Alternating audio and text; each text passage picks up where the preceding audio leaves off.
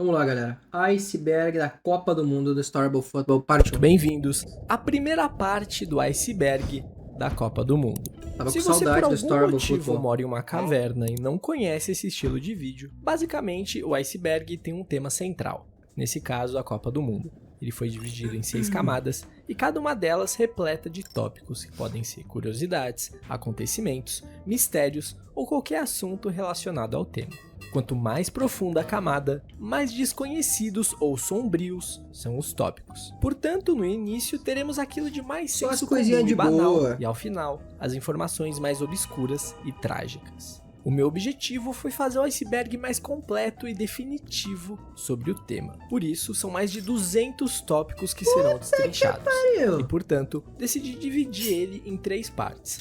A primeira delas, que você está assistindo agora, contém as camadas 1 e 2. As camadas posteriores serão abordadas nas partes 2 e 3. Ok. Se você curte esse tipo de vídeo, se inscreva aqui no canal Já para não sou, perder pô. o lançamento das próximas partes. E enquanto elas não saem, por que não conferir os outros icebergs Já que devo já ter visto fizemos, todos também. como o do Campeonato Brasileiro e o da Copa Libertadores. Recados dados, chega de enrolação e vamos começar nossa jornada pelo iceberg da Copa do Mundo.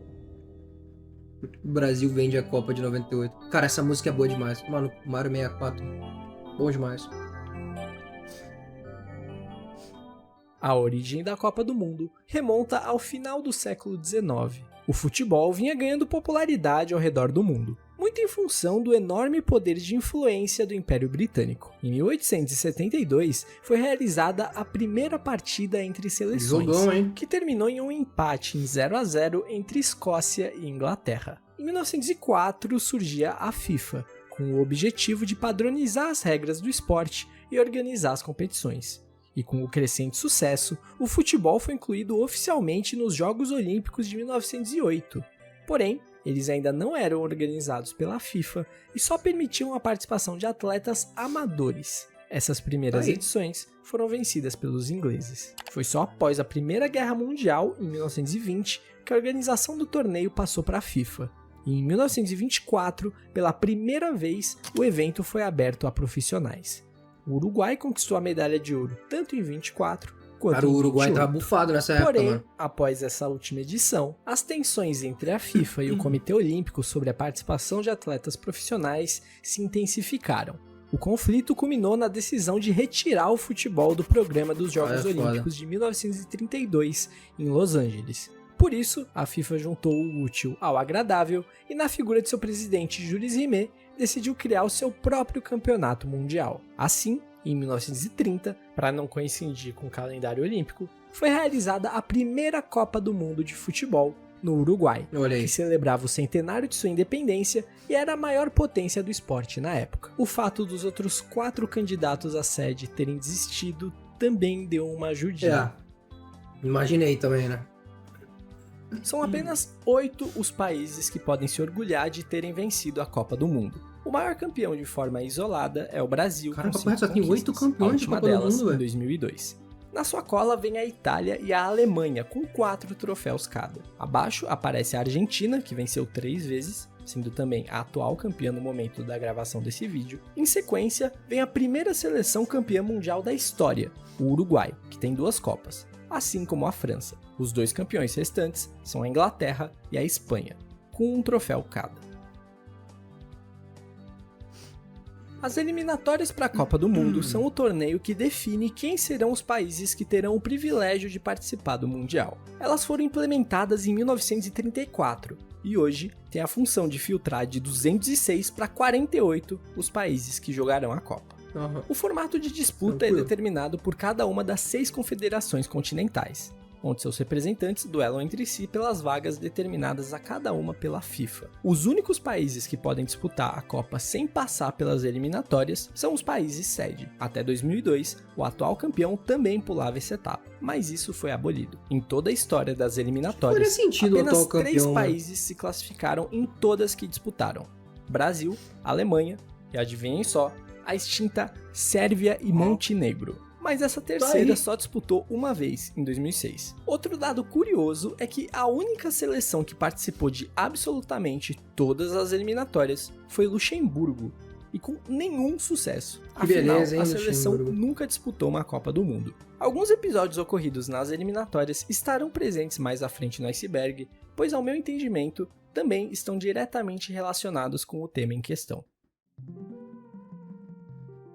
O único país que participou de todas as edições da Copa do Mundo foi o Brasil. Como dito anteriormente, a seleção alemã se classificou em todas as edições que disputou as eliminatórias. Porém, em 1930, não jogou a Copa pois declinou o convite da FIFA por puro desinteresse na competição. E em 1950 foi proibida de participar em decorrência dos acontecimentos da Segunda Guerra Mundial, o que coloca ela no segundo lugar do ranking de participações. Completam o top 5 Argentina, Itália e México, que apesar das 18 participações, nunca venceu.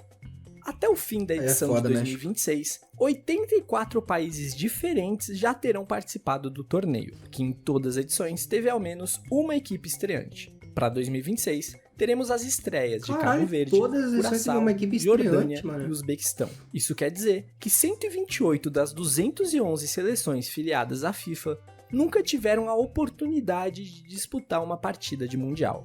Dentre elas, destaca-se a Síria, Índia, Venezuela, Guatemala, Finlândia, dentre outras. Pô, Venezuela nunca ter jogado é loucura, tipo assim, dava. Cada edição da Copa do Mundo tem suas partidas disputadas em um mesmo país, escolhido com anos de antecedência pelo Comitê Executivo da FIFA, dentre aqueles que se candidatam. Esse país automaticamente garante vaga no torneio, e ao longo das 22 edições, já tivemos 18 nações diferentes hospedando o torneio, além de já termos as sedes para as próximas 3 Copas oficializadas. Naturalmente, alguns países se repetem nessa lista. Arábia São eles Itália, França, Brasil, Alemanha, Espanha, Estados Unidos e México, que em 2026 será o primeiro a ter sediado o torneio 3 vezes. A escolha das sedes foi se expandindo pelo mundo conforme os interesses da FIFA. Antes completamente concentrada na Europa e na América do Sul, a Copa de 2002, disputada na Coreia do Sul e Japão, foi a primeira realizada no continente asiático, e também a primeira a ser dividida em 2 países. Já em 2010, a África do Sul se tornou o primeiro país africano a receber uma Copa do Mundo. Em 2026, teremos a primeira edição sediada por 3 países. 3 países já virou vários. Estados Unidos, México e Canadá. Em 6 oportunidades, o país que sediou o torneio terminou com o título. Foram eles, Uruguai... Eu vi uma notícia hoje que o trem... Tipo assim, tem um... Agora eu não lembro que cidade é, se é em Nova York ou se é em Los Angeles... Para algum estádio. O trem, metrô, acho que é. Trem, metrô, não sei qual das duas é.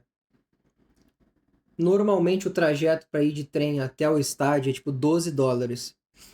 E em dia de jogo vai custar 150. Eu vi uma matéria sobre essa porra hoje, mano. A não ser que eu tenha caído na maior matéria de fake news na história da humanidade bem produzida. Isso é uma completa de uma loucura, pô. Uma loucura, assim. Tipo assim. Que loucura, cara. Como é que pode? Quanto? $150, pô.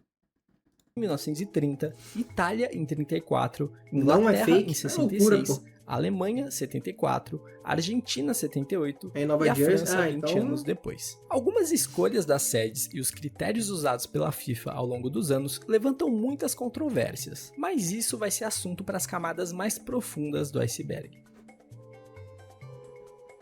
A bola utilizada na Copa do Mundo mudou muito ao longo do tempo. Nas primeiras edições, em tons de marrom, revestidas de couro e produzidas por fornecedores locais, elas eram extremamente limitadas, não havia padronização e quando molhadas ficavam muito pesadas. Com o passar dos anos, novas tecnologias foram surgindo e sendo gradualmente implementadas. Mudou tudo, hein? Desde 1970, as bolas passaram a ser fornecidas pela Adidas.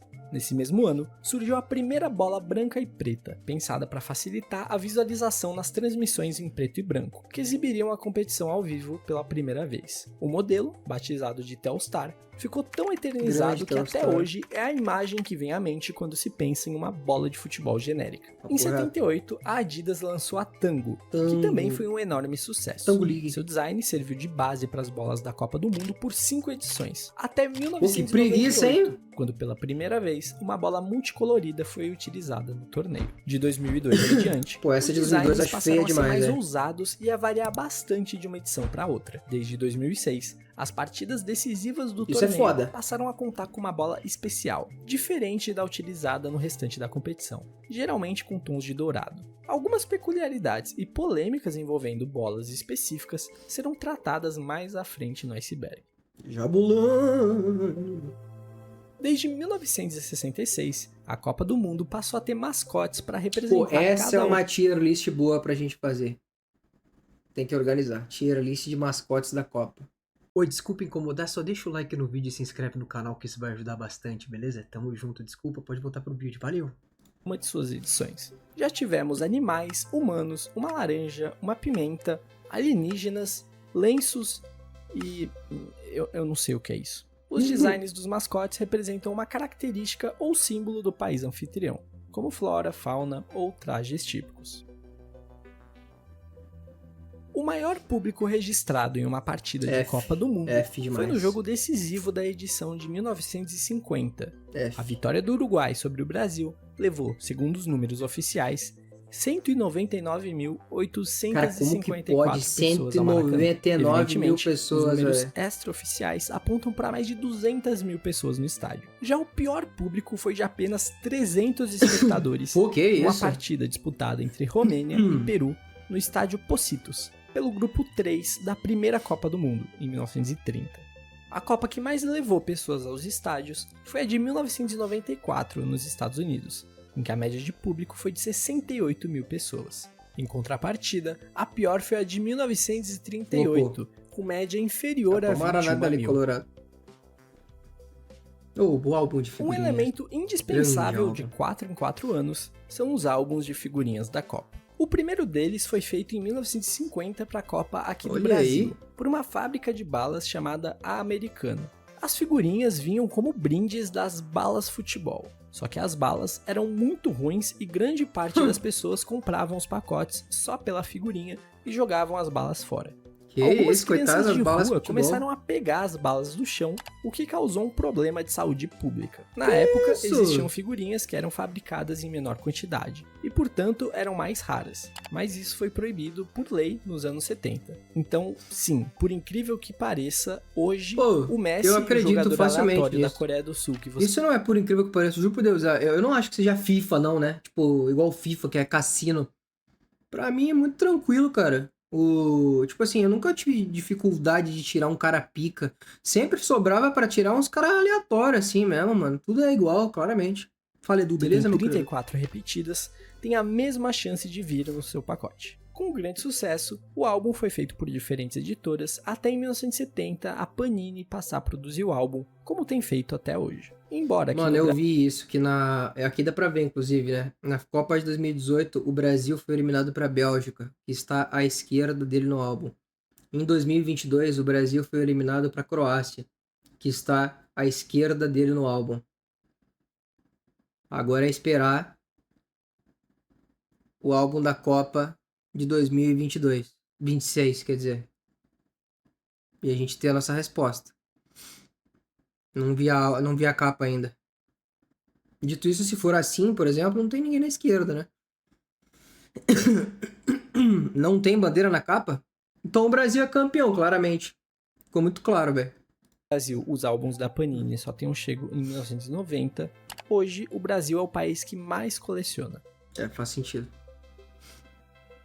A cada edição da Copa do Mundo, a FIFA lança uma música ou um álbum oficial do torneio.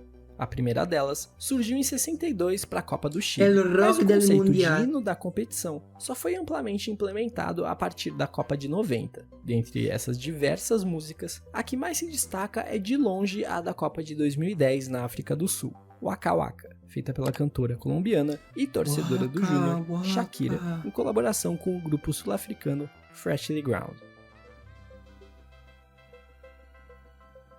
O maior artilheiro da história das Copas é o alemão Miroslav Klose, com 16 gols em 24 jogos, marcados entre as Copas de 2002 e 2014. Ele é seguido pelo brasileiro Ronaldo, que tem um gol a menos. Para completar o pódio, vem o também alemão Gerd Müller com 14 gols. Na quarta colocação, aparecem empatados Fontaine e Messi, Aqui já com foi. 13 gols cada. Fica a curiosidade que Fontaine marcou todos esses gols apenas na Copa de 58, obtendo o recorde de maior artilheiro em uma só edição. Que Abaixo isso, mano. O cara estão meteu 3 empatados com gols em 12 uma gols Copa, Pelé cara. e Mbappé. É curioso pensar que de todos esses jogadores citados, o menos badalado é de longe Klose, que atuou em grande parte de sua carreira por times médios da Europa.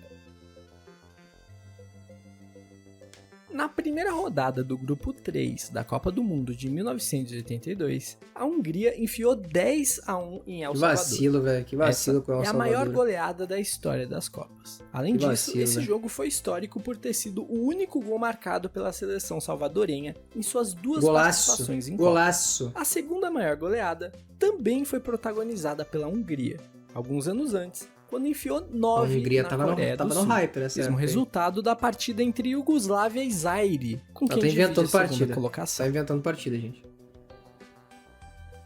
A taça Jules Rimet é o troféu confeccionado em 1929 para premiar a seleção vencedora da Copa do Mundo. Batizado com o nome de seu idealizador, a taça era composta pela alegoria da deusa grega da vitória, Nice, com asas segurando uma copa octogonal. O troféu tinha 3,8 kg de ouro puro e a sua posse definitiva ficaria com a primeira seleção a vencê-la 3 vezes. Em 1970, o Brasil conquistou esse direito ao vencer o tricampeonato no Tenho México. certeza que a Copa Desde está, então, a a taça FIFA está bem elaborou um guardada novo até troféu, hoje. que é o que está em disputa até hoje. A Jules Rimet, nesse meio tempo, passou por maus bocados e em mais de uma oportunidade foi roubada. Mas essas histórias serão contadas em outras entradas mais à frente no iceberg. Sempre que um time é campeão, o capitão da equipe ergue o troféu conquistado acima da cabeça em comemoração. Esse costume, que hoje parece instintivo do ser humano, não existia até a final da Copa do Mundo de 1958, quando o só pegava Brasil o troféu derrotou a e ia Suécia embora? por 5-2 e colocou sua primeira estrela no peito. O capitão Bellini, ao receber o troféu, não sabia o que fazer com ele e, atendendo ao pedido dos fotógrafos baixinhos, que tentavam capturar o momento, ergueu a taça acima de sua cabeça, eternizando assim o gesto dos campeões, que vem sendo repetido Caralho, em era todas mó as pau mole na competições época, de né? todas as modalidades. Outra tradição do futebol é que a camisa 10 fica com o craque do time. É o número mais cobiçado. Mas, novamente, isso não foi sempre assim. Tudo começou porque na Copa de 1958, a delegação brasileira esqueceu de enviar para a FIFA a numeração dos jogadores para a disputa do torneio. Que beleza, Isso Brasil. fez com que a entidade tivesse que decidir os números dos jogadores de forma aleatória. Dessa forma, o goleiro Gilmar teve que jogar com a 3.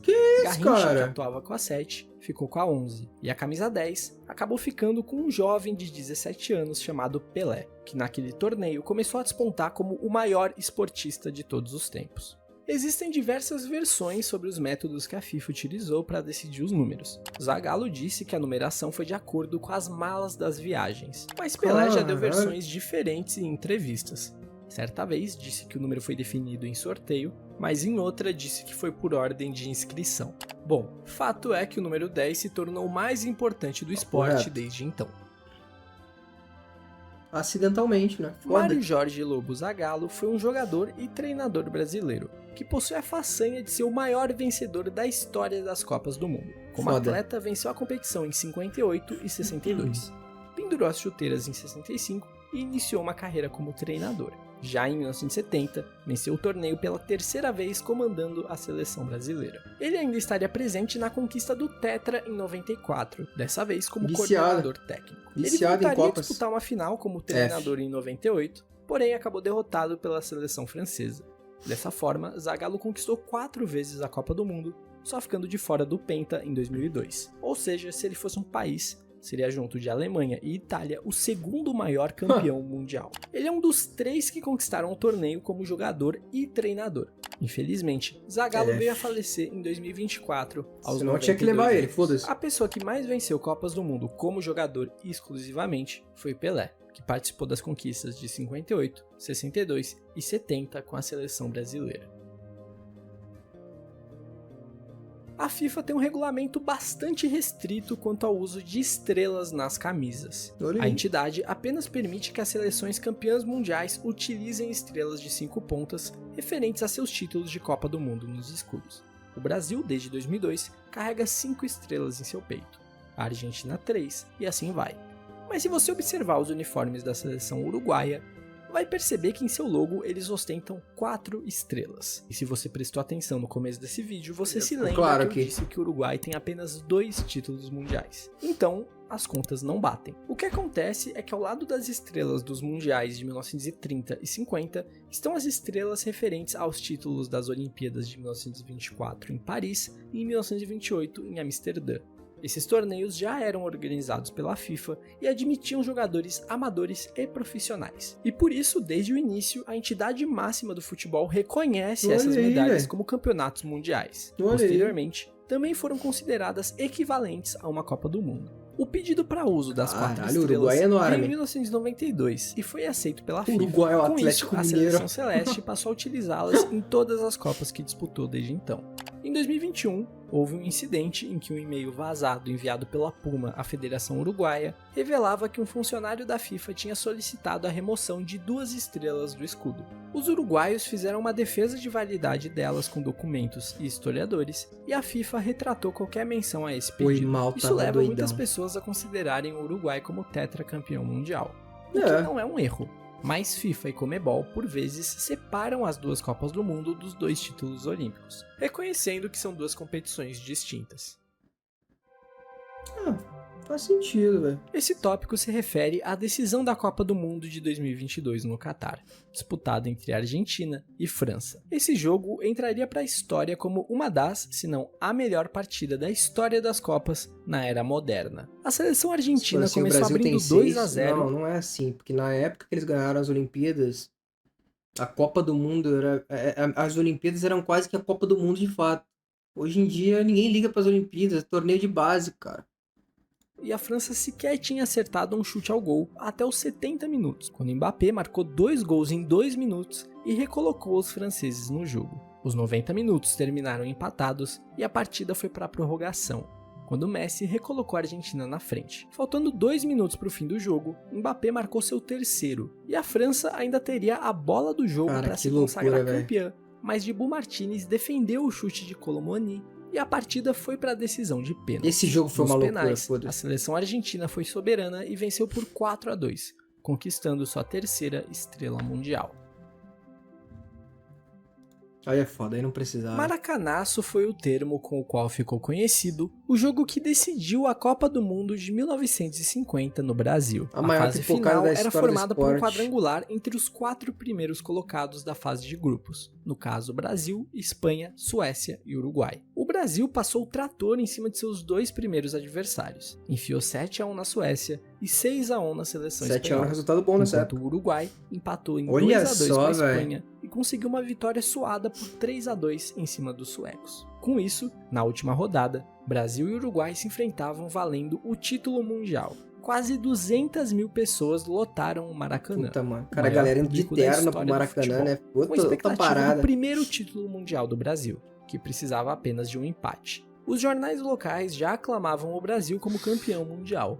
Só Lamentável. esqueceram de avisar os uruguaios. Tudo parecia estar sob controle quando Friaça abriu o placar Melhor pra não ter seleção nenhuma outra Copa no brasileira Brasil, no começo velho. do segundo tempo. Foda-se. O revés parecia impossível, mas o Uruguai foi cirúrgico em suas raras estocadas e empataram aos 66 e aos 79 Gigia virou o jogo, enganando o goleiro Barbosa e tocando por baixo quando o arqueiro esperava um cruzamento. 2-1.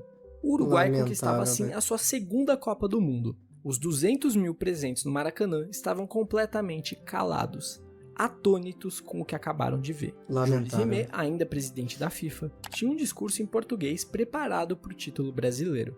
Mas como o impensável aconteceu, ele apenas entregou a taça ao capitão uruguaio, em silêncio e sem cerimônia. Esse jogo foi o maior trauma do futebol brasileiro Maior até pipocada o da história. fatídico 7-1.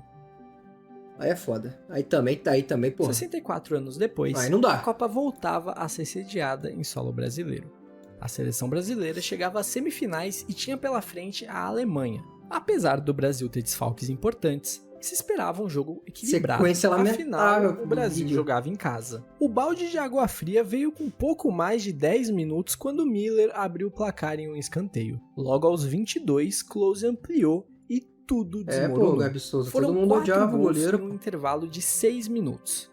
Antes dos 30 do primeiro tempo, os alemães já tinham feito 5-0 em um apagão sem precedentes na história do esporte. No segundo tempo, os europeus ainda Cara, que abriram bagulho 7-0 bizarro, até Oscar descontar no último minuto. 7-1 para a Alemanha. O placar mais inacreditável da história do futebol, em cima da tão prestigiada seleção brasileira. Esse jogo foi, obviamente, a maior Era goleada melhor não ter voltado do intervalo, assim. Se bem que já tava 5-0 na real, mano. É foda. sofrida pelo Brasil na história. Maior goleada de uma semifinal de Copa, foi a partida que fez os alemães ultrapassarem o Brasil no ranking histórico do torneio, e o gol de Klose o tornou o maior artilheiro da história das Copas, ultrapassando o brasileiro Ronaldo. Cara, Foi que uma lamentável. catástrofe completa, da qual nunca iremos nos recuperar. A Alemanha se consagraria tetracampeã ao bater a Argentina na final, enquanto o Brasil levou outro sacode na disputa de terceiro para a Holanda. Tem que acabar com a 3-0, disputa de terceiro, né, completando galera? assim Vamos ser o sinceros, maior mano. vexame da história Acaba, da pô. amarelinha. Acaba a disputa de terceiro, cara. Ninguém liga pra esse jogo, porra. No dia 17 de julho de 1994, Brasil e Itália decidiam a Copa do Mundo nos Estados Unidos. O placar não saiu do 0-0 nem nos 90 minutos e nem na prorrogação.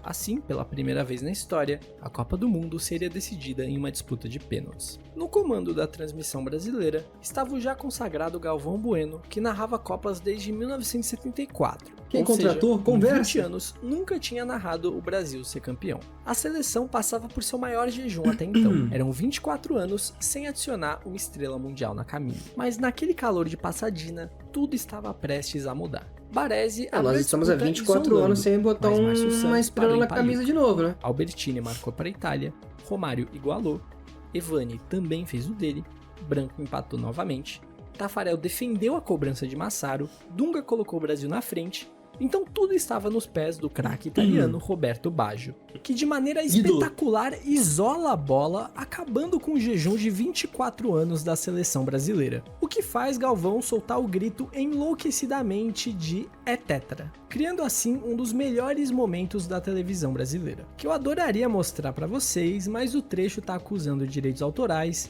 então vai ter que ficar só na imaginação mesmo. Porra, Globo. Vagabundos. Tafarel foi o goleiro da seleção brasileira nas Copas de 1990, 94 e 98. Durante a campanha do Tetra em 94, Galvão Bueno já tinha eternizado o bordão "sai que é sua, Tafarel" para as defesas do arqueiro, mas foi na Copa seguinte, em 98, durante a disputa de pênaltis entre Brasil e Holanda nas semis, que a frase ficou eternizada de vez na memória de todo brasileiro. Vai partir Cocu, na perna esquerda, ele Tafarel! Cara, o Galvão era foda, mano. Não tem jeito, né? Sai, que é sua, Tafarel! Brasil! Caiu certo Tafarel pra fazer a defesa! Pelé, ao longo de sua carreira, marcou mais de 1.200 gols de todas as formas e jeitos possíveis. Por isso se destaca o gol que Pelé não fez. Na estreia da Copa de 70 contra a Tchecoslováquia, o Brasil venceu de forma avassaladora por 4-1. Em determinado momento do jogo, Isso o que era Brasil seleção rouba a bola boa. no meio do Não campo, tinha e Pelé, tatuagem, do círculo central, não tinha viu o goleiro cabelo, tcheco adiantado e tenta encobrir. não tinha A bola dancinha. passou a centímetros do travessão e por pouco não entrou. Mas o lance entrou para a história e sempre que algum jogador consegue marcar um gol do meio de campo, a frase "ele fez o gol que Pelé não fez" é entoada. O Brasil derrotou o Uruguai por 3-1 nas semifinais da Copa de 70 e seguiu rumo ao tricampeonato. Mas o lance mais lembrado da partida não foi de nenhum gol. Pelé recebeu a bola de esse é um tostão e de clássico forma também. magistral Pelé tem tirou vários o goleiro quase golaços, né? Mazurkiewicz sem encostar na bola com um drible de corpo. Desequilibrado, ele ainda tenta jogar Bagre. a bola no contrapé do Muito zagueiro, bagre, mano. mas ela sai raspando a trave para fora. O lance ficou tão folclórico que existem pessoas que acreditam que foi gol, sendo portanto um caso de efeito Mandela no futebol. Um fator que talvez tenha contribuído para essa memória é que existe um comercial da nunca achei que Volkswagen ele tinha em que sido- o tinha lance sido é gol. recriado com a bola entrando.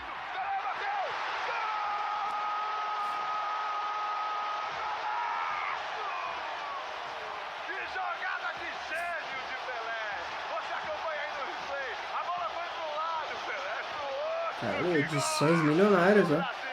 O gol que você sempre sonhou está na sua Pô, concessionária 23.790, velho. Gol, o carro mais querido do Brasil.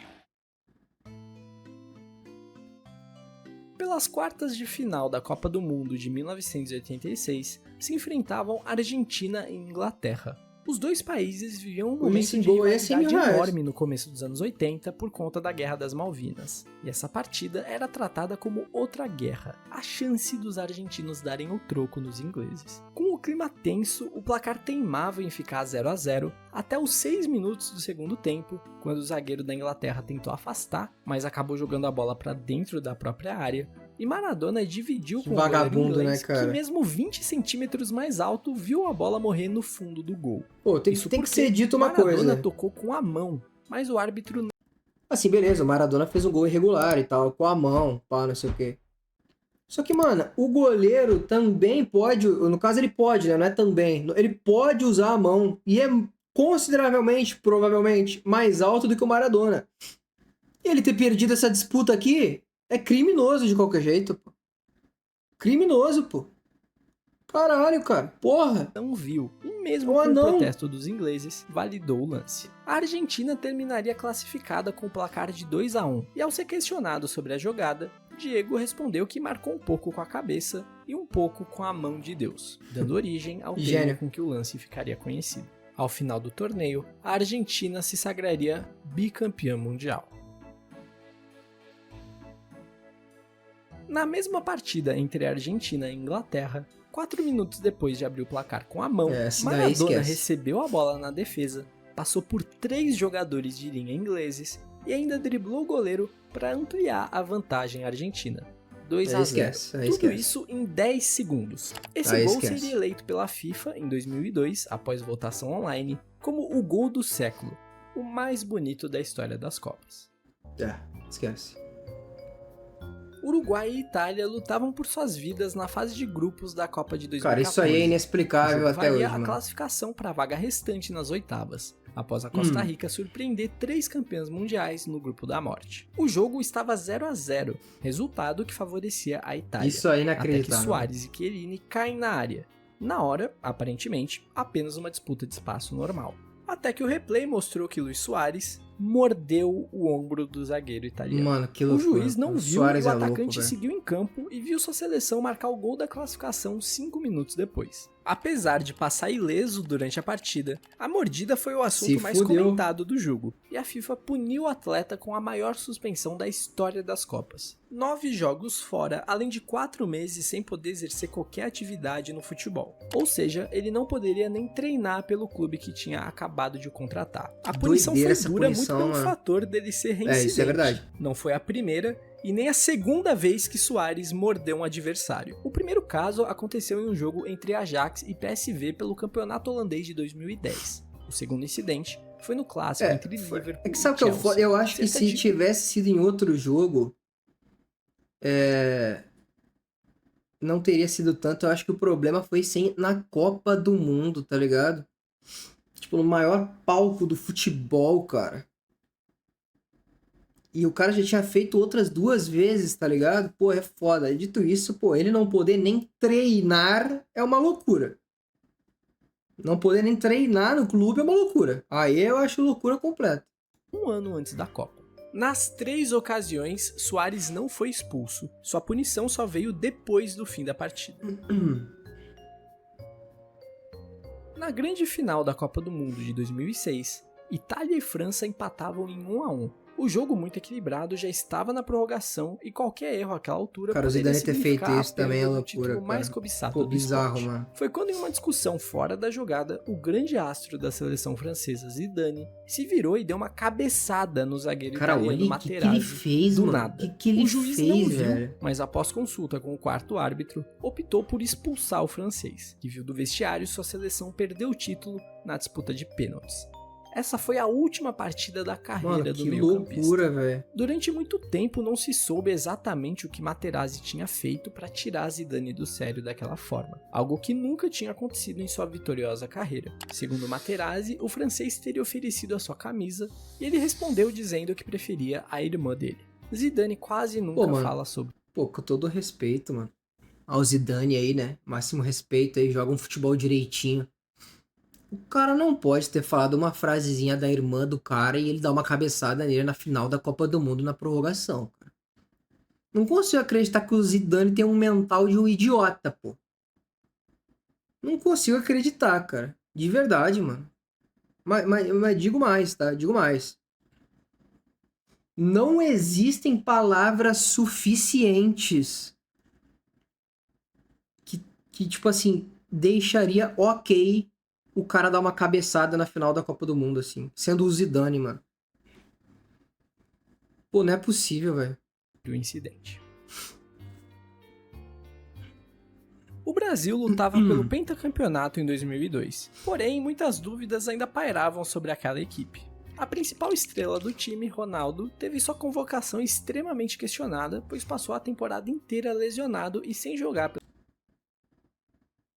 Cara, a convocação de Ronaldo é tão absurda quanto o noivo casar-se sem conhecer a mulher. Tem coisas que só o dinheiro explica. Irmão, esse é um dos piores cartazes que eu já vi, velho. Esse é um dos piores cartazes que eu já vi, cara. Pô, de verdade, mano. E deve ter sido muito caro nessa época pra fazer esse cartaz aqui ainda. Esquece, pô. Mas que cartaz horrível. Essa foi a melhor analogia? Essa foi a melhor analogia que conseguiram? Não é possível, cara. Que loucura. Pelo seu clube. Antes das semifinais, ele sofreu uma nova lesão na perna, que poderia enterrar de vez as chances brasileiras. Mas o atacante pretendia jogar mesmo não estando 100%. Para desviar o foco da imprensa, que só falava do seu problema físico, Ronaldo decidiu fazer o corte de cabelo mais bizarro que ele conseguiu. Cara, ideia Ele de apareceu gênio. para a partida contra a Turquia com o chamado corte cascão. Ideia de Com gênio, a tá? cabeça inteira raspada, só deixando o cabelo em um formato de meia-lua na parte da testa. E a cortina de fumaça funcionou. Os jornais tiraram o foco de sua lesão e só falavam no seu estilo peculiar. Ronaldo marcou um gol contra a Turquia nas semis e mais 2 na final contra a Alemanha. Acho que Levou ele ao era Brasil decisivo. o pentacampeonato mundial como artilheiro da competição. Tais feitos fizeram com que muitas pessoas ao redor do mundo, principalmente no Brasil, replicassem o corte, pro desespero de suas mães. Opa. Agora já vai dar uma mudada. Agora já vai ficar sério. Ou não também. O gol mais rápido da história das Copas foi marcado por Hakan Şükür Que aos Config tava 11 bugado. segundos da partida, valendo o terceiro Vou entregar. lugar da Ah, Copa meu de zagueiro. 2002 Meu entre zagueiro, vai Turquia tomar nesse e teu cu. Coreia do Sul. Vai tomar nesse teu Os cu, turcos zagueiro. venceram por 3-2 e conseguiram sua melhor campanha na história dos mundiais. Ali tem que substituir na hora, pô. Uruguai e Gana lutavam por uma vaga nas semifinais da Copa do Mundo de 2010. O Uruguai não se classificava para as semifinais desde 1970 e jamais uma seleção africana havia passado da fase de quartas de final de uma Copa. Gana abriu o placar no finalzinho A do lesão primeiro exposta do Ronaldo foi antes ou depois dessa final? Foi antes, mano. Tanto que ele falou numa entrevista, que eu não lembro aonde que ele falou isso, tá? Que aquele gol que ele faz contra a Turquia de biquinho, que a gente acabou de ver, ele fala que, tipo assim, ele chutou aquela bola de bico porque ele tava com tanta dor na coxa dessa outra lesão aí, naquele jogo, que a única maneira que ele conseguia chutar a bola no gol era de bico. Não foi um negócio pensado, assim, tipo, vou dar um biquinho ali. Ele falou, tipo assim, mano, eu chutei, tipo assim, porque era o único jeito que eu conseguia chutar sem ter dor naquele momento. tempo, mas o Uruguai igualou na segunda etapa. O tempo regulamentar se encerrou e o jogo foi para a prorrogação. Tudo já se encaminhava para os pênaltis, mas no último Esse minuto, lance aí é após histórico, bate-rebate não tem o que na fazer. área, Luis Soares impediu o gol de Gana espalmando a bola em cima Sabe o da que é o linha. foda? Aqui tem dois bagulho assim, né? Tipo assim, pô, é uma Como se- atitude imensamente antidesportiva? Sim. Mas, viado, aqui, mano, eu defendo isso daí, foda-se. Ah, foda-se, viado. Tá ligado? Pô, se tem uma punição no jogo pra tu fazer isso, que é ser expulso, é uma Copa do Mundo mata-mata uma vez a cada 4 anos, viado. Tem que fazer. O otário é o cara que não faz, pô. Foda-se, mano. Tá ligado? Foda-se, mano. Tem que fazer. Tem que fazer, mano. Tem que fazer, cara. Foda-se, tá ligado? Foda-se. Ele tá completamente correto, mano. Agora, o cara perder esse pênalti depois disso aí, esquece. Aí é uma coisa que não dá pra perdoar nunca. Nunca, mano. Só acerta o gol, tá ligado? Só acerta o gol. No pênalti tu já tem que partir desse princípio, tá ligado? Só acerta o gol. Se tu perder porque o goleiro pegou, valeu também. Valeu, tá ligado? Fosse um goleiro. O jogador foi expulso pelo árbitro e o pênalti foi marcado para Gana. Bastava apenas converter o pênalti e Gana estaria nas semifinais. Não dá pro cara Porém, fazer isso aí. a Samoa acertou o travessão O e Samoa tá de desperdiçou sacanagem, a chance, pro desespero de seus companheiros e pro alívio de Suárez à beira do campo. Na disputa de pênaltis, o Uruguai até Meu perdeu Jesus uma, mas Muslera Cristo. defendeu 2 cobranças e Louco Abreu de cavadinha sacramentou a classificação do Uruguai e o fim do sonho da Mano, não, peraí que eu vou ter que voltar 2 segundos aqui. Gente, esse aqui é um dos piores pênaltis que eu já vi na minha vida. Na disputa de pênaltis, o Uruguai Olha isso, mano. Parece que ele fez de sacanagem, mano. Esse cara aqui, pô. Eu nem sei quem ele é. Mas parece que ele fez de sacanagem, mano. até perdeu uma, mas Muslera defendeu 2 cobranças da primeira semifinal africana. Após esse Louco acontecimento, Luis Suárez se tornou o inimigo número 1 do povo de Gana. Pô, Luis sendo Suárez não chamado pode pisar até em de Gana. diabo, embora ele sempre tenha Lateral dito que não se fucile. arrepende e não vai pedir desculpa, Não tem que pois pedir não desculpa foi mesmo. ele que perdeu o pênalti. Exato. Jabulão. Dentre as várias bolas utilizadas em Copas do Mundo, a que mais ganhou protagonismo foi a da Copa de 2010, a Jabulani. Ela foi extremamente criticada por diversos A atletas Jabulani é das foda, mais porra. diversas Vai tomar- olha ela aqui, ó. nacionalidades, sendo comparada a uma bola barata de supermercado ou uma bola de vôlei por ser extremamente imprevisível, mais rápida. Não, peraí. Felipe Melo muda nome da bola da Copa. Jabulani agora é Patricinha. Cara, isso é muito Felipe Melo, mano. É Felipe Melo pra caralho. Isso é muito Felipe Melo.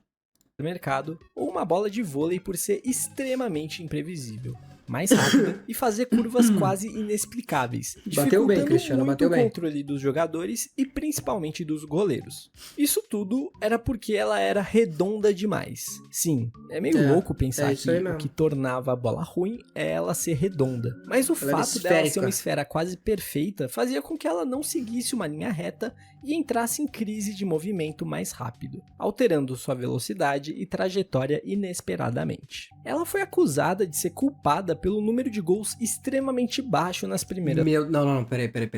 Trouxeram a frase completa. A bola é horrível. É difícil acreditar que uma bola dessa será usada em uma Copa do Mundo. As outras bolas são iguais mulher de malandro. Estão ali para serem chutadas. Essa não. Parece mais bola de patricinha, que não quer ser chutada. Cara, pelo amor de Deus. Pelo amor de Deus, moleque. Meu Deus do céu, cara. Meu Deus do céu. rodadas, ao mesmo tempo que gerou enorme dor de cabeça aos goleiros, Boa, goleirão. sendo disparada a Copa com mais frangos e falhas. A primeira falta bem batida só foi acontecer no jogo 43. Mesmo Porra. mais de 15 anos depois, essa bola mas aqui segue foi falha sendo do a goleiro. mais falada da história recente das Copas. Se você for assistir qualquer jogo da Copa de 2010 na África do Sul com o volume ligado, você vai ouvir esse barulho de plano de fundo. Mano, isso aí devia ser ensurdecedor lá, mano. Esse som nada mais é do que milhares de vuvuzelas, um instrumento de sopro muito característico da cultura sul-africana. Aqui no Brasil é também conhecida pelo nome de corneta. Seu barulho gerou muita controvérsia e em mais de uma oportunidade a FIFA tentou banir Eu o achava isso uma instrumento, merda. temendo que ele fosse usado como arma ou como publicidade não autorizada. Mas a Federação Sul-Africana bateu o pé e defendeu o objeto como parte essencial da cultura futebolística do país, fazendo a FIFA permitir a vuvuzela durante a Copa. Isso não impediu de diversos atletas e treinadores europeus reclamarem do barulho ininterrupto e extremamente alto, dizendo que prejudicava a comunicação dentro do campo e que dava um efeito quase hipnótico de irritação. A UEFA proibiu o uso das vuvuzelas em todas as competições europeias e em vários campeonatos nacionais do velho continente. Outros argumentos em prol da proibição são a possibilidade do instrumento gerar danos auditivos, a proliferação de germes e seu barulho ser desconfortável para animais. Pô! Outro acontecimento marcante Histórico. da edição de 2010 do Mundial Que Deus foram o as tenha. previsões do polvo Pou. Ele foi Poseidon um polvo o tenha. pescado na Itália, mas residia em um aquário na Alemanha, que ganhou relevância na Eurocopa de 2008 ao prever os resultados da seleção alemã, acertando 4 dos 6 palpites. A previsão era feita quando, antes dos jogos, Paul era colocado perante 2 caixas de mexilhões, cada uma com uma bandeira de uma seleção. Cara, tem noção que essa porra virou um evento, né? Tipo assim, gente, o povo vai falar semifinal hoje, pô. Quem será que ele vai pegar lá? Porque ele não erra, hein? Ele não erra, hein? Uma loucura, pô. As pessoas paravam pra ver o que o povo ia escolher num confronto de futebol. A caixa escolhida para ele se alimentar era interpretada como a previsão do vencedor do confronto. Na Copa de 2010, Na Copa ele acertou o povo todos. melhorou ainda mais seu Ele retrospecto. acertou todos. Afinal, acertou todos os 8 resultados, inclusive cravando a eliminação da seleção alemã para a Espanha e o título espanhol sobre a Holanda. Existia uma teoria de que Paul tinha uma preferência pelas cores da bandeira alemã, afinal ele escolheu o país em todas as 6 ocasiões em 2008, mas isso não faz sentido uma vez que a espécie de Paul não enxerga cores, e na Copa ele acabou apostando contra as cores alemãs 2 vezes, uma delas contra a possante Sérvia. Caralho, ele conhece muito futebol, Paul veio a falecer mano. poucos meses depois da Copa, em outubro de 2000. A gente tinha que ter visto ele. Ele parou no auge, né? Ele parou no auge, mano. Essa que é a verdade, velho. Mas assim, queria muito ter visto ele na Copa de 2014 também, né, velho? Teria sido lindo. 2010, de causas naturais, sem nunca errar o resultado O povo de Copa vive do Mundo. pouquíssimo, né, cara?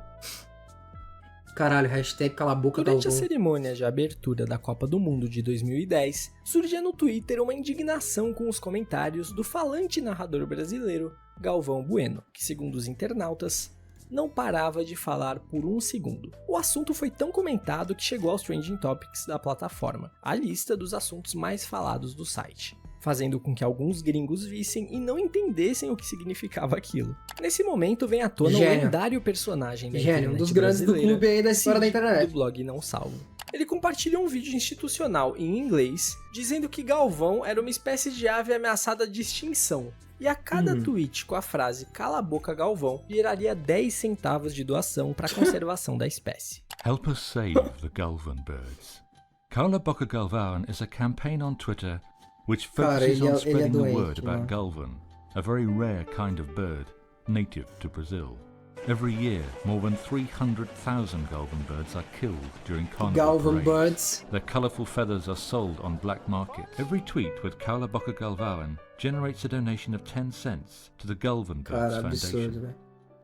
Esse vídeo gerou confusão entre os não falantes de português que aderiram à hashtag achando que estavam ajudando o pássaro, o que deu ainda mais força para a campanha permanecer nos Trending Topics do Twitter por mais 14 dias. Um recorde absoluto na plataforma. O termo "Cala a Boca Galvão" ficou tão grande que era impossível ignorar, e foi citado no New York Times, no El País, além, é claro, da retratação do próprio Galvão a respeito, que levou no bom humor. Eu tenho um amigo que deve estar morrendo de rir.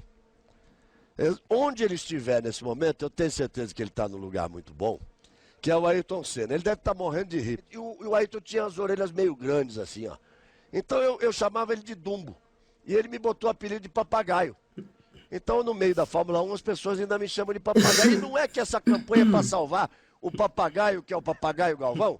Eu tô com o papagaio Galvão, não abro. Tô fechado na campanha, vamos em frente. É tudo brincadeira. Tinha um joguinho do Cala a Boca, que o meu filho Luca, que tem 9 anos, quando tinha 5, um dia disse assim: e o Thiago pai, Leifert cala a boca 5 vezes. E eu morri de rir. Achei muito engraçado. Faz parte, é muito legal. A seleção suíça entrou para a história ao ser a primeira e única equipe a não sofrer gols em uma edição de Copa do Mundo. O feito se torna ainda mais impressionante ao constatar que eles conseguiram a façanha de serem eliminados sem perder e sem sofrer nenhum gol. Na fase de grupos, passaram na liderança do grupo G, após empatar com a França em 0-0 e bater Togo e Coreia do Sul por 2-0. Nas oitavas de final, ficou no 0-0 com a Ucrânia durante os 120 minutos de bola rolando e a partida foi para os pênaltis. Nas penalidades, o sonho suíço sucumbiu. Puta que pariu, mano, acertaram também, as suas 3 cobranças, enquanto a equipe ucraniana não marcou apenas um, avançando para as quartas de final com a vitória por 3-0 nos penais. A seleção brasileira de 1982 é considerada por muitos a melhor seleção brasileira. Simeone nunca jogou Copa do Mundo, ele vai... Não, tecnicamente ele já jogou Copa do Mundo, ele nunca treinou. E jogar ele já jogou, na verdade, né? Inclusive ele é um personagem marcante de Copa do Mundo, inclusive, o Simeone.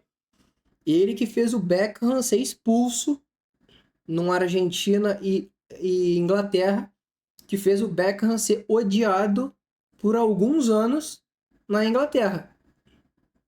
Informação aí, velho. Todos os tempos. Ficou conhecida pelo estilo de jogo bonito e ofensivo e despontava como principal favorita para a Copa de 1982. Na fase de grupos venceram os 3 jogos com relativa tranquilidade. Olha aí, voava o nosso até Brasil. as quartas de final, onde precisava liderar um triangular com a Argentina e Itália. Mano, que como a porra é Itália essa? venceu a Argentina por 2-1 e o Brasil venceu a Argentina por 3-1, o Brasil ia para o jogo decisivo contra os italianos precisando apenas do empate. E não parecia difícil. Afinal, a Itália tinha vencido apenas um jogo naquela Copa e passava por uma grande crise. Só uma tragédia para tirar o Brasil da Formato competição. horrível, Porém, quando a bola rolou, a história foi outra. A seleção italiana explorou as deficiências defensivas daquele time e Paolo Rossi, que estava há 2 anos sem jogar por envolvimento em um esquema de manipulação de resultados, marcou os 3 gols da vitória italiana por 3-2, que de forma surpreendente eliminou a seleção brasileira daquela Copa, em um dos eventos mais traumáticos para o futebol mundial. Muitos dizem que aquele resultado no estádio do Sarriá foi a morte do futebol bonito, e que a partir dali, o jogo defensivo e truncado começou a ser um modo que imperava nos anos seguintes no mundo da bola. Em 1966, Inglaterra e Alemanha decidiam a final da Copa do Mundo em Wembley. Ao final dos 90 minutos, a partida estava empatada em 2-2 e a decisão foi para a prorrogação. Aos 11 minutos do tempo extra, o inglês Geoff Hurst acertou um potente chute. A bola bateu no travessão e quicou em cima da linha do gol antes da zaga alemã afastar. O árbitro ficou indeciso se a bola tinha entrado ou não, mas após consultar o bandeirinha, ele optou por confirmar o gol e dar vantagem aos donos da casa. Esse gol fantasma obrigou a Alemanha a se expor e no último minuto sofreu o golpe de misericórdia, coroando assim a seleção inglesa com seu primeiro e único campeonato e é questionável, cara. Diversas simulações foram realizadas ao longo do tempo, usando todos os tipos de tecnologias de tira-teima, e se tornou um consenso de que a bola não cruzou inteiramente a linha, e portanto não foi gol. A única análise que se posicionou diferente disso foi feita pelo canal de TV inglês Sky Sports. Olha só que surpresa, Esse né? se tornou o mais famoso e polêmico gol fantasma da história do futebol. E o termo Wembley Tor vem do alemão, que significa... Em 2010 eles tomaram, né? 2010 eles tomaram a revanche. Aí, ó. Olha aí. 44 anos depois do gol fantasma de Wembley, Inglaterra e Alemanha se reencontravam em um jogo de Copa do Mundo. A justiça. Dessa vez pelas oitavas de final na África do Sul. Os alemães levavam a melhor e venciam por 2-1, mas a Inglaterra partiu para cima em busca do empate. Até que aos 38 minutos do primeiro tempo, Lampard acertou um chute que bateu no travessão, quicou dentro do gol antes de bater novamente no travessão e o goleiro Neuer agarrar. Ninguém morre nos devendo. O uruguaio Jorge Larionda é isso aí, velho. Não assinalaram o gol. Mano, e esse entrou pra caralho, mano. Entrou muito, velho. Mais de 30 centímetros pra dentro do gol. Essa aí o Bandeira tá de sacanagem, mano. Os ingleses perderam o ímpeto e viram a Alemanha ampliar pra 4-1 e ir pras quartas de final com o doce sabor. Já imaginou 30 centímetros entrando aí? Tu ia perceber, não? Tu ia perceber. Porra, acho que não deve ter como não perceber, tá ligado? É muita coisa, tá ligado? Não tem como entrar 30 centímetros e não perceber, pô. Caralho. Da vingança. Em um lance ainda mais absurdo do que em 66. A camisa amarela da seleção brasileira é um dos uniformes mais reconhecidos e vencedores da história do futebol mundial. O símbolo nacional mais popular do país. Só que ela não foi sempre amarela. No início, o uniforme essa camisa branca do Brasil é maneira. Era inteiramente branco. Eu gostaria de que voltasse mais. Essa foi a combinação que a seleção brasileira utilizou nas primeiras 4 Copas do Mundo. Porém, após o trauma do Maracanaço, a coisa acabou sobrando até pro uniforme. O conjunto branco ficou com a pecha de azarado e foi aposentado. Nunca mais essas cores foram utilizadas em um jogo de Copa do Mundo. Em 1952, um concurso foi idealizado para escolher o novo uniforme do Brasil no jornal Correio da Manhã. E dentre as mais de 200 propostas, o vencedor foi Aldir Garcia, de apenas 18 anos na época. E assim, nasceu o principal uniforme da história do futebol.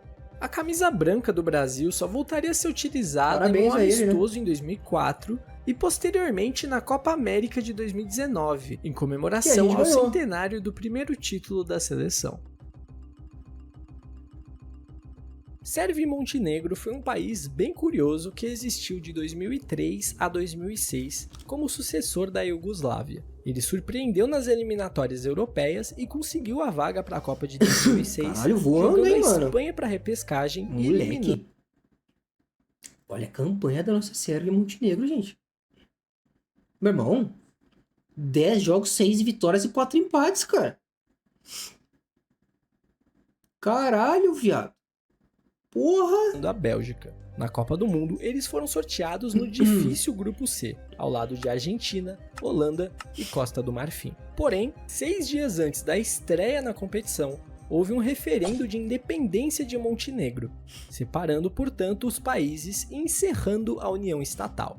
Ou seja, quando a seleção de Sérvia e Montenegro entrou em campo no dia 11 de junho contra a Holanda, o país não existia mais. Caralho. Muito em função disso, o não-país fez a pior campanha da competição.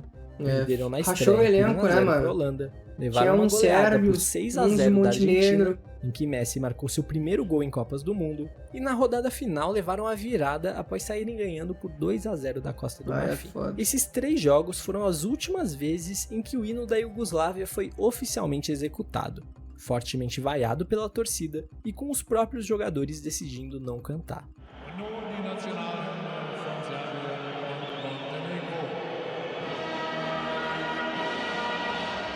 Apesar da seleção ser Sérvia e Montenegro, dentre os 23 jogadores que foram para a Copa, apenas 2 eram montenegrinos. O único titular era o goleiro.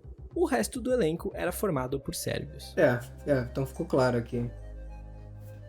Durante o período de preparação do Brasil para receber a Copa do Mundo de 2014, surgiram diversos protestos e campanhas contrárias à realização do evento no país. Diversos movimentos sociais organizaram passeatas e manifestações nas capitais onde seriam realizados os jogos, criticando os altos gastos governamentais com a Copa. Não se ganha a Copa com baixos hospitais. Investimentos em serviços públicos que estavam cada vez mais sucateados. Os protestos ainda reivindicavam por políticas de moradia, o fim da militarização urbana e violência policial. Nessa época, emergiu no Brasil os chamados Black Blocs, uma tática anticapitalista caracterizada por suas roupas e máscaras pretas que realizavam ataques a corporações multinacionais e ao governo. Os manifestantes tinham grande apoio popular e a menos de 2 meses da Copa, pesquisas indicavam que menos da metade dos brasileiros concordavam com a realização do torneio no país, e 55% dos entrevistados acreditavam que o evento traria mais mal do que bem aos brasileiros. Apesar de tudo isso, o torneio aconteceu normalmente e com o passar do tempo, a opinião pública se reverteu de forma favorável a ele. Durante as eliminatórias para a Copa do Mundo de 2010, França e Irlanda ficaram em segundo lugar de seus grupos.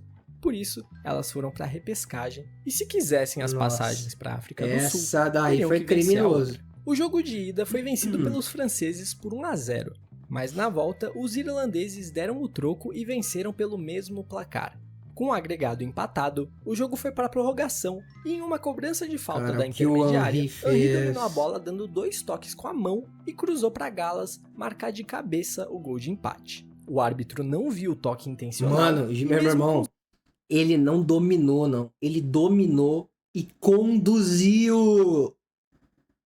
Ele conduziu, moleque. O árbitro não viu o toque intencional. Olha isso, e mesmo mano. Com os eloquentes caralho, doidão. Manteve o gol, que dava à França a vaga na Copa do Mundo e eliminava a Irlanda. Após o incidente, a Federação Irlandesa e o governo do país pediram à FIFA que o jogo fosse anulado e rejogado, ou então que a Irlanda fosse autorizada a entrar na Copa do Mundo, abrindo uma 33ª vaga. mas a FIFA rejeitou os pedidos. Henry cogitou até se aposentar da seleção por conta das reações ao jogo. Admitiu que dominou a bola com a mão e chegou a dizer ser favorável ao jogo ser anulado. O árbitro também cogitou a aposentadoria. Os donos da rede Pizza Hut prometeram pizzas grátis para cada gol sofrido pela seleção francesa na Copa. E talvez essa ideia tenha trazido um razoável prejuízo aos estabelecimentos. Provavelmente.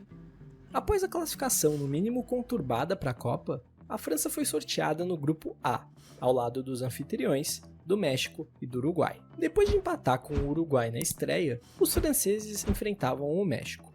No intervalo desse jogo, ainda em 0-0, a Anelka teve uma discussão bem acalorada com o treinador Raymond Domenech, com ofensas e xingamentos bem graves no momento em que o treinador o sacou do jogo. No segundo tempo, o México fez 2-0 e derrotou os franceses, mas o pior ainda estava por vir. Todos os jornais franceses no dia seguinte repercutiam a discussão entre a Anelka e o treinador, que alguém do vestiário vazou. A Anelka se recusou a pedir desculpas, e por isso foi mandado de volta para a França, expulso da delegação. Essa decisão desagradou muito os outros atletas, que organizaram uma greve e se recusaram a treinar no dia seguinte. Eles chegaram de ônibus no CT, atenderam os fãs e voltaram para o ônibus. Essa atitude provocou desgaste com diversos ex-jogadores e até com políticos no país, em um ponto que até o próprio presidente estava tentando lidar com a situação. Com a seleção no olho do furacão, eles ainda tinham que enfrentar os donos da casa e não dependiam mais de si para classificar. E, obviamente, o resultado não poderia ser outro. Foram derrotados novamente por 2-1 e todos voltaram para casa bem mais cedo do que o planejado. Alguns dos jogadores mais influentes daquele elenco foram punidos pelo comitê de disciplina da federação. Além de Anelka, que pegou um gancho de 18 jogos fora da seleção nacional, teve o capitão Evra fora por 5 jogos, Ribéry por 3 e Toulon por 1. Caralho. Durante as Copas de 1998 e 2002, o gol de ouro é uma merda. A FIFA adotou a regra do gol de ouro, seja, após uma partida eliminatória terminar empatada, seriam adicionados 2 tempos de 15 minutos, conhecidos como prorrogação.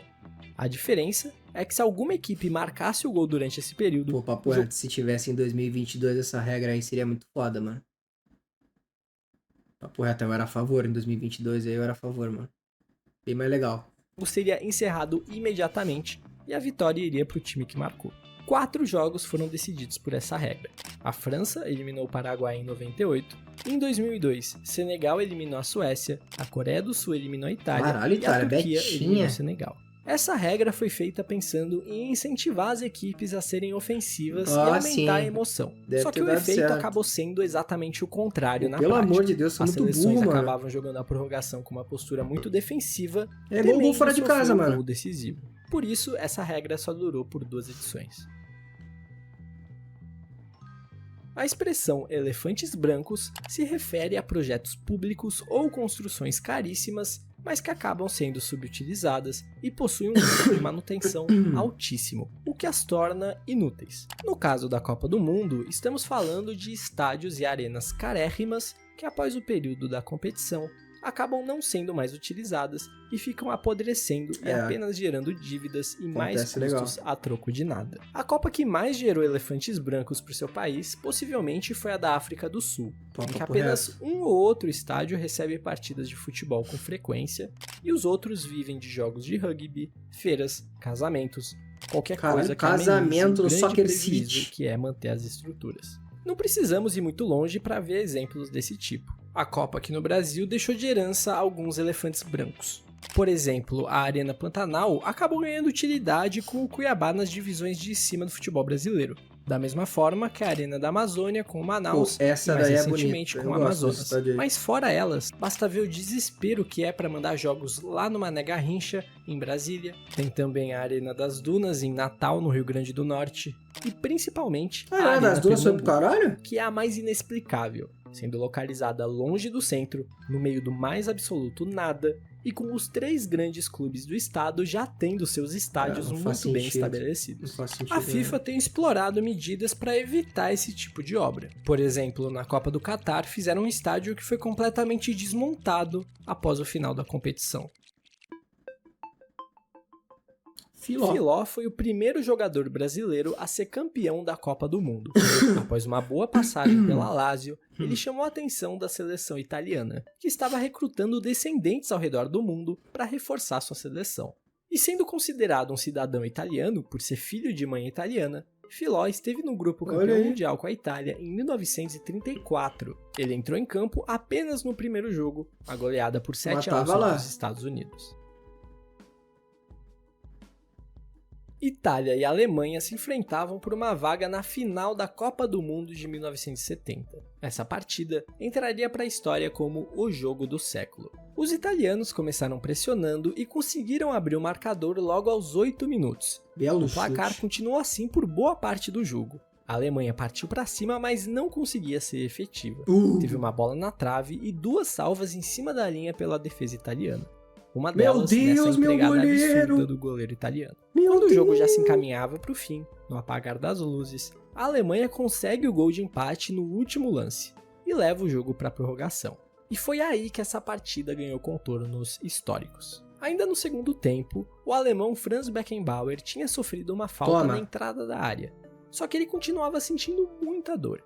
Foi quando o médico chegou à conclusão que o atleta tinha deslocado o ombro. Bizarro, isso aí só que sua seleção já tinha feito as 2 substituições permitidas.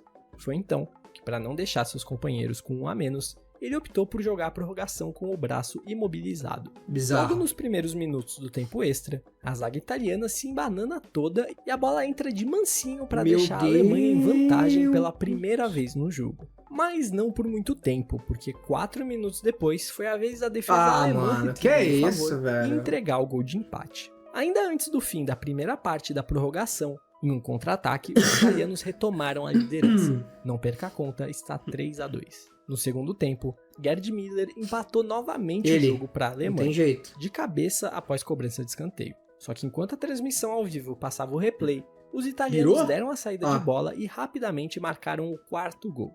Aquele que seria o gol da vitória e da classificação. Kickoff glitch tá bugado e aí não muda nada, mano. Nos 30 minutos da prorrogação, o que rendeu a placa no Estádio Azteca como o jogo do século. E a Itália meio que fez tudo isso pra acabar tomando 4 do Brasil naquela final. Valeu, NT, rapaziada. Aí é foda. Você provavelmente já se deparou com algum vídeo da seleção brasileira de 2006 no Twitter ou no Instagram com a legenda de Aura ou qualquer coisa do tipo.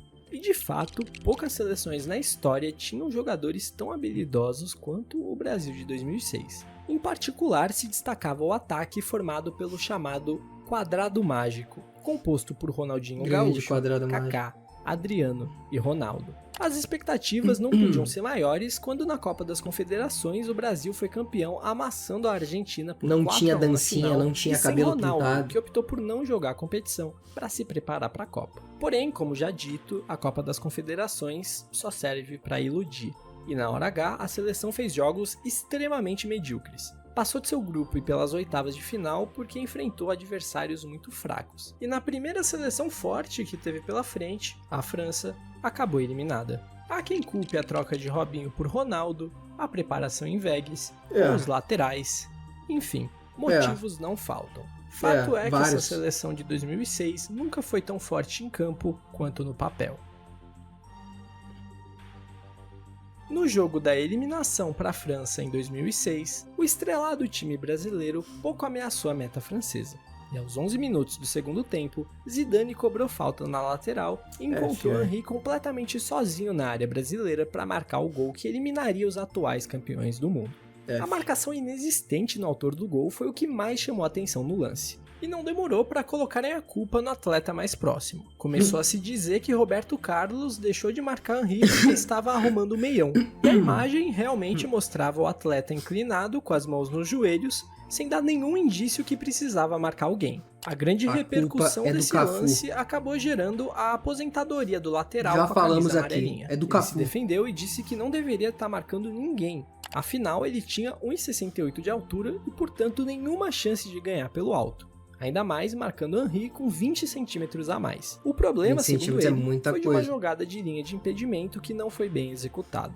Mesmo a versão do lateral fazendo mais sentido, a história do meião pegou e entrou para sempre no folclore do futebol brasileiro. A acusação do meião geralmente é atribuída ao Galvão Bueno, Porém, apesar da relevância dessa história, não existem trechos disponíveis na internet desse Brasil e França, onde Galvão menciona Roberto Carlos mexendo no meião como culpado pelo gol. Se olharmos a análise de pós-jogo, Galvão é inclusive bem razoável com a situação e não coloca a culpa diretamente no atleta. A bola vai passar muito pelo alto, por cima dele, vem aqui para a direita. O Roberto Carlos está em cima, olha lá, ele parou, o Roberto Carlos não acompanhou.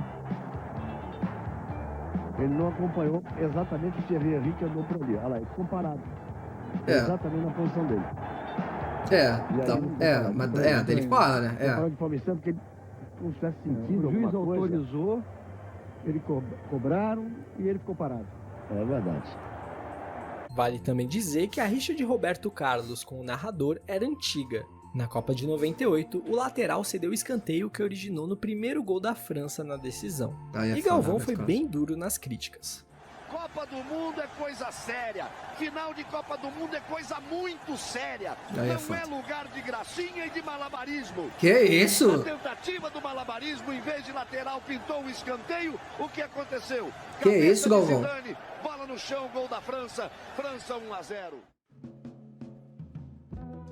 4 anos depois do gol de mão de Maradona contra a Inglaterra, a Argentina chegava à Copa de 1990 como a atual campeã do mundo. Apesar das expectativas, nossos hermanos começaram mal e perderam na estreia para Camarões, precisando se recuperar frente à União Soviética. Logo no começo do jogo, quando a partida estava 0-0 com cobrança de escanteio, os soviéticos iriam abrir o placar, mas Maradona na primeira trave com a mão evita o gol. O juiz, novamente, não viu. Meu Deus, o Maradona é um gênio, velho. A Argentina sairia vencedora por 2-0. Que loucura, Essa cara. Essa vitória se mostrou fundamental, pois com o empate na última rodada, a seleção argentina se classificou como terceira colocada do grupo e terminaria quase vencendo a Copa, perdendo apenas na decisão para a Alemanha.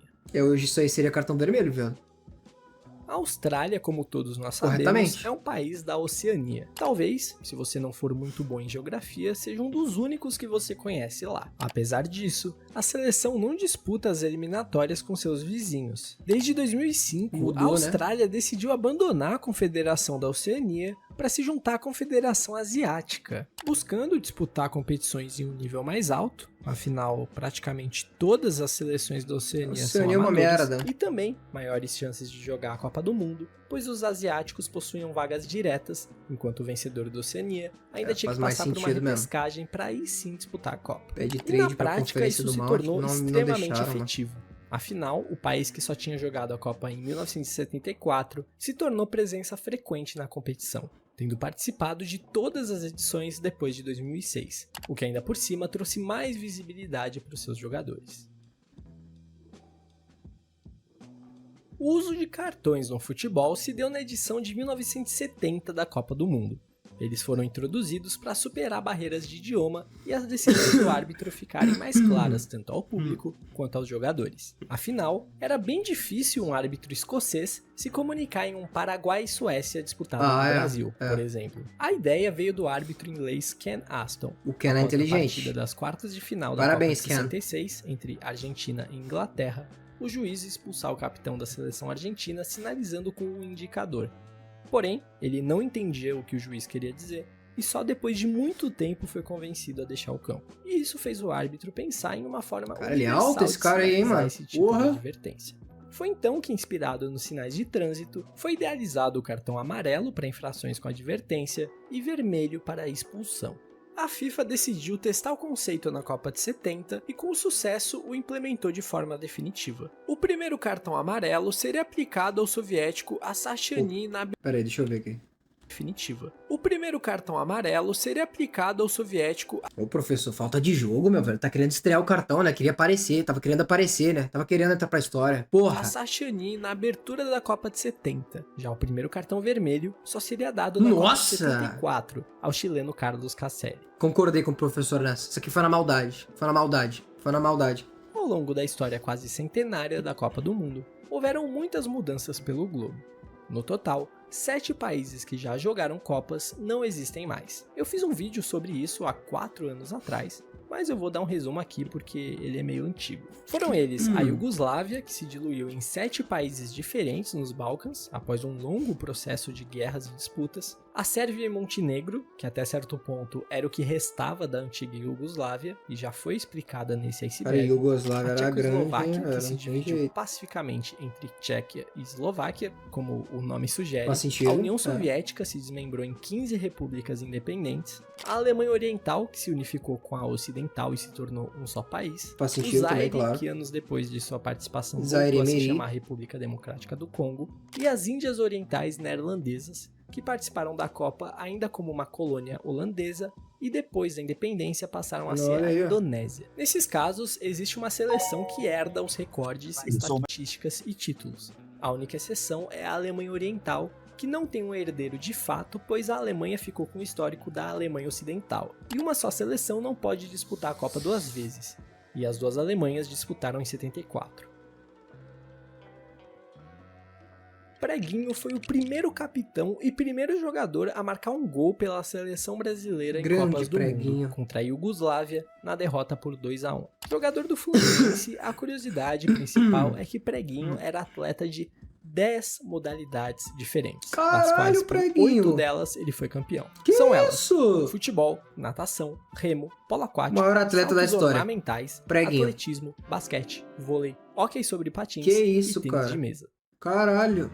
O Preguinho é o maior da história do esporte, pô. Argentina e Nigéria é um jogo que parece acontecer em toda a Copa do Mundo. É impressionante como a seleção da Nigéria atrai a seleção argentina. Os nigerianos jogaram 6 Copas do Mundo e em 5 delas caíram no mesmo grupo da Argentina. A única vez que isso não aconteceu foi em 98, mas em 94, 2002, 2010, 14 e 18, Nigéria e Argentina foram sorteadas lado a lado na fase de grupos. Além de ser um dado muito curioso, o que mais chama atenção é que foram todas em um espaço muito curto de tempo. O retrospecto é catastrófico.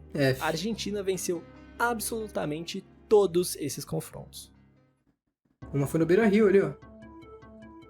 Esse tópico se refere a um cântico da torcida inglesa, criado em 1996, e nunca foi pra home, né, velho? Copa, e a banda britânica The Lightning Seeds lançou a música Three Lions, em referência ao escudo da seleção inglesa. A frase It's Coming Home diz respeito ao país estar finalmente sediando um torneio de futebol. O último havia sido a Copa de 66. Porém, com o tempo, a frase acabou ganhando outro significado, como se a taça estivesse voltando para o país que criou o futebol, a Inglaterra. Só que com os constantes fracassos do English Team em conquistar basicamente qualquer troféu, a música acabou ganhando uma conotação negativa e a frase é usada para zoar os torcedores. O único título conquistado pela seleção inglesa segue sendo a Copa do Mundo de 1966.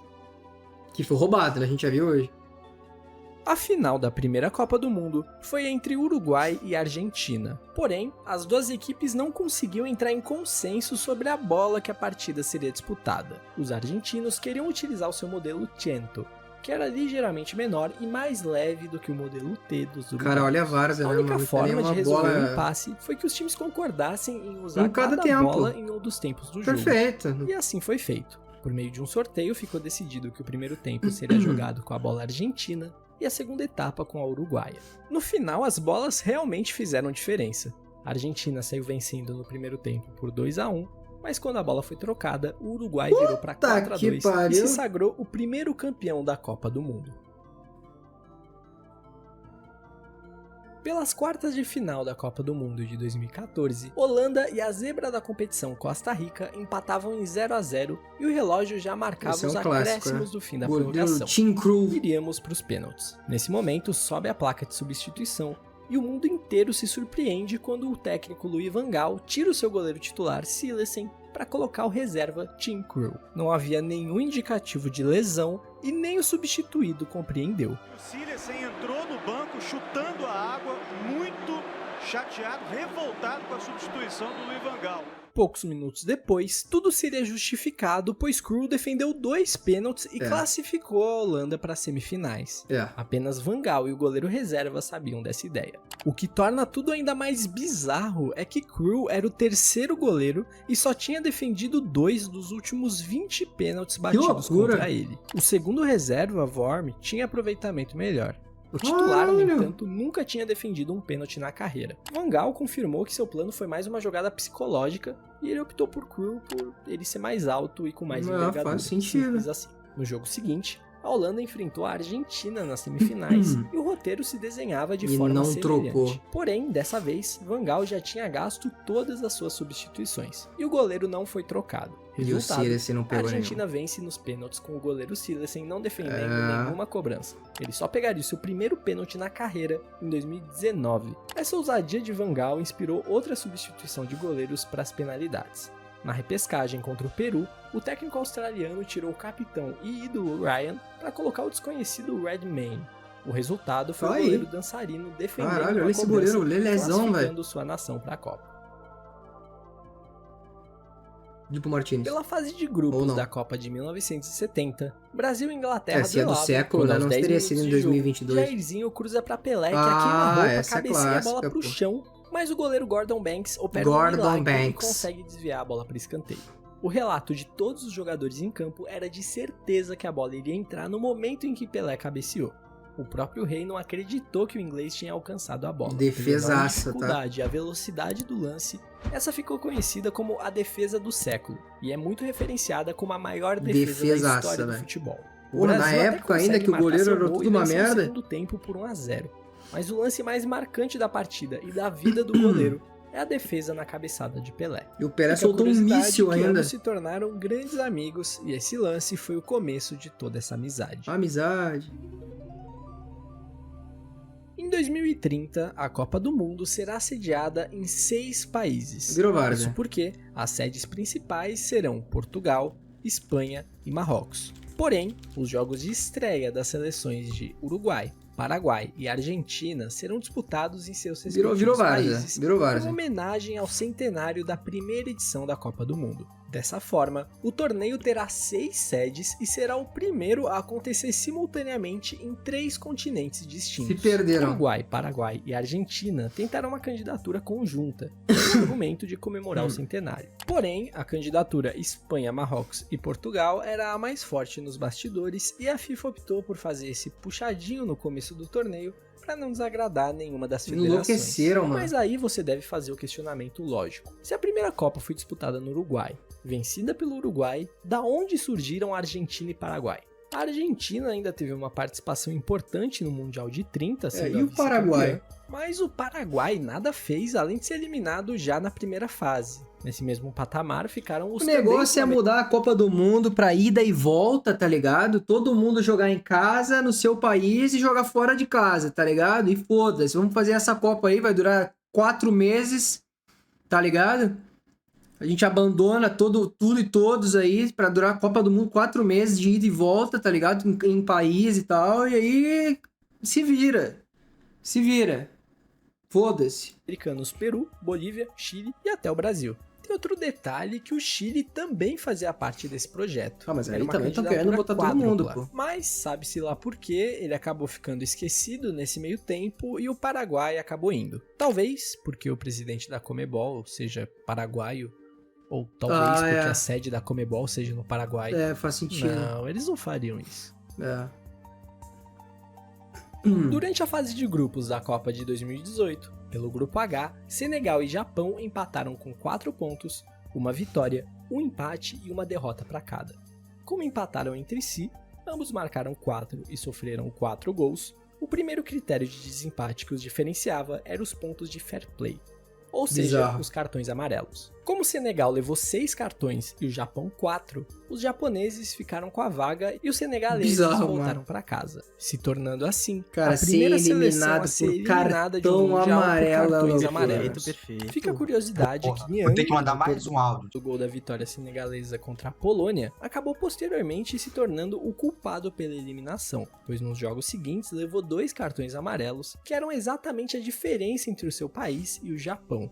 Caso não tivesse sido advertido, ambos teriam 4 cartões e a vaga seria decidida em sorteio. Caralho, olha aí. Mano, imagina um sorteio. O Milagre de Berna é a forma com que ficou conhecida a final da Copa do Mundo de 1954. A Hungria podia ter uma Copa do Mundo facilmente. A seleção húngara era a melhor seleção do mundo naquele começo de anos 50.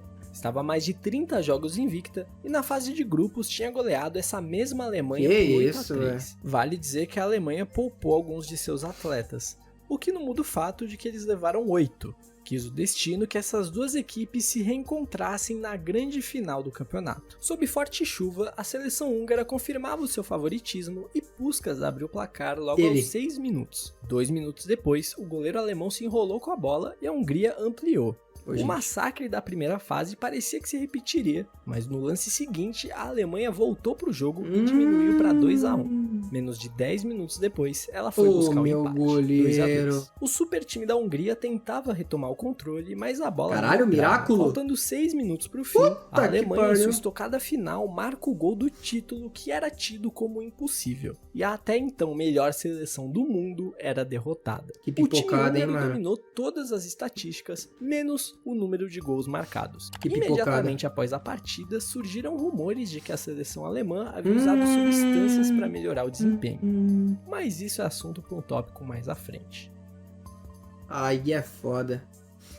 Antes do apito inicial para a partida entre Brasil e Peru, Pelé se abaixa para lentamente amarrar suas chuteiras da Puma, sendo registrado por câmeras de transmissão do mundo todo. Os caras fazem isso na Kings League até hoje. Foi a primeira Copa transmitida ao vivo. O rei recebeu $120 mil para fazer isso, cerca de 5 milhões de reais no dinheiro de hoje. Essa ação também reacendeu a guerra entre Adidas e Puma. As marcas fundadas por irmãos tinham um acordo de não patrocinar Pelé, pois a inflação nos custos poderia causar a falência de ambas. Mas a ousadia da Puma para quebrar o trato foi o que consolidou a marca como uma gigante do material esportivo. Após a conquista do pentacampeonato mundial no Japão, os jogadores da seleção brasileira seriam homenageados no Palácio do Planalto assim que voltassem ao país. Porém, alguns deles acabaram bebendo um pouco além da conta no avião de volta. O consumo de bebidas alcoólicas em elevadas altitudes acaba tendo seu efeito intensificado. E, portanto, alguns atletas estavam levemente alcoolizados no momento da cerimônia. Vampeta, após receber sua medalha do presidente Fernando Henrique, deixou seus pensamentos intrusivos ganharem e desceu a rampa do Palácio do Planalto dando cambalhotas de tanta alegria. Meu Deus do céu, velho. Meu Deus do céu, cara, o Vampeta tava mal, velho. Bom, rapaziada, a parte 1 vai ficando por aqui. Espero que vocês tenham curtido. Se foi o caso, não se esqueça de se inscrever aqui no canal para saber quando as continuações ficarão prontas. E enquanto elas não saem, você pode dar uma olhada nos outros vídeos. Eu já vi todos, irmão. Como, por exemplo, o iceberg do... E já vi todos, mano.